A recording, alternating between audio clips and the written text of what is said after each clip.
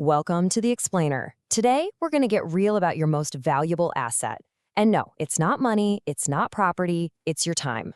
So let me start with a question for you. Imagine I offer you 1 crore rupees right now, tax-free. Sounds pretty good, right? But there's a catch. You have to spend every last bit of it today because you won't be waking up tomorrow morning. So, do you take the deal? Of course you don't. No way. Nobody in their right mind would trade their life for any amount of cash. And just think about what that really means. It proves, beyond any doubt, that every single new day you get is worth more than a fortune. It's literally priceless. So if our days are this valuable, how should we even think about time? Well, some ancient wisdom has this incredible way of looking at it. It's not about a clock on a wall ticking away. No, it's something way more dynamic, more alive. It's a concept called Kalka Ghoda, the horse of time. And the metaphor here is just so powerful. Picture time as this wild, unstoppable horse. It's always moving forward, and it waits for absolutely no one. You can't buy it, you can't bribe it, you can't slow it down. Your only choice is to learn how to get on and ride it, to harness its power, or you just get left in the dust.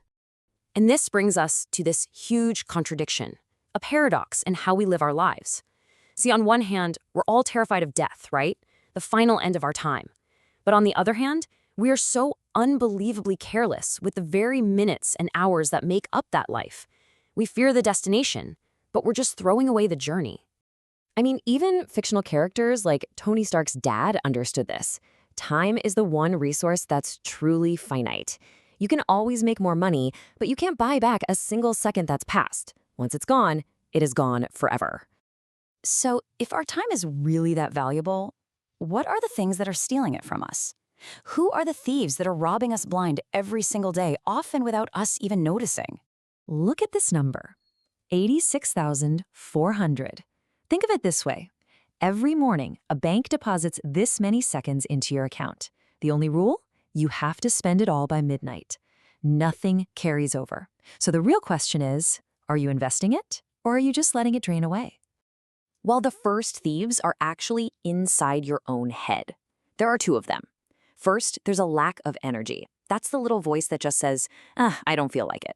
Then there's its partner in crime, lack of purpose. That's the one that has you staring at the ceiling thinking, I don't even know what I should be doing. When those two get together, that's it.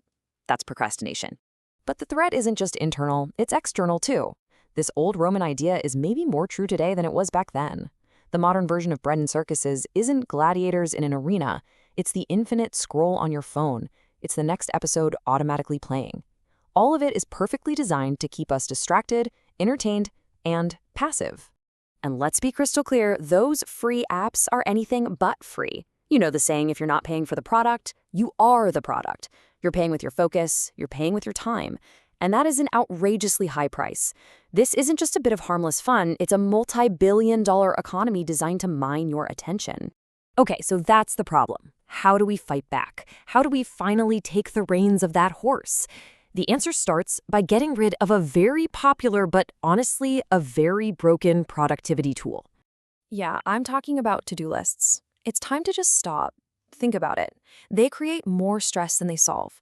A long list doesn't tell you what's important. It doesn't care if you have the energy to do something. It's just a big, stressful menu of things you haven't done yet. So what do we do instead? We use something called time boxing.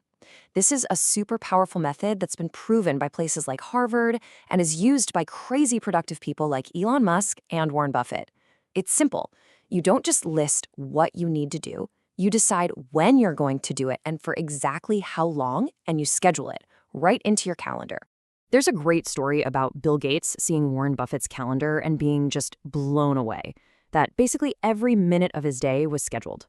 That's the whole mindset shift. You don't find time for what matters, you make time for what matters by giving every single task a home in your schedule. Now, for time boxing to really work, the things you put in your calendar have to be clear. That's where the SMRT framework is your best friend. It helps you turn a vague idea into a concrete plan. Your goals have to be specific, measurable, achievable, relevant to your bigger vision, and, crucially, time-bound with a deadline.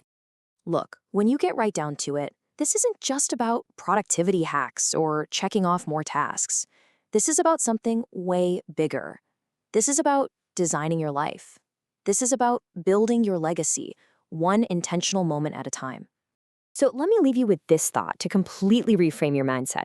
Forget about bad habits. What if you chose your addiction? What if you became addicted to the process, to hard work? What if you got hooked on the feeling of making progress every day? The only side effect of an addiction like that is success. And so we come back to that powerful image. Every single morning you wake up, that horse of time is there. It's waiting.